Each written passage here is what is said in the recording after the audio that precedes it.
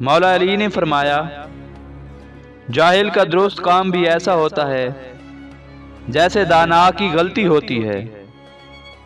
خواہش پرستی عقل کے مخالف اور علم جہالت کو قتل کرنے والا ہے۔ جاہل کبھی اپنی جہالت سے باز نہیں آتا۔ جاہل اور نادان پر غصہ نہ ہو، کہیں وہ تیرے دشمن نہ ہو جائیں۔ 3 چیزیں نیکی کا دروازہ ہیں۔ نمبر 1 دل کی سخاوت، نمبر 2 کلام کی پاکیزگی، اور نمبر 3 غموں پر صبر۔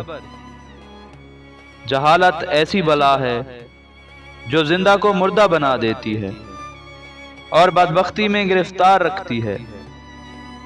نفاق ایمان کو بگاڑتا ہے اور جھوٹ انسان کو عیب لگاتا ہے۔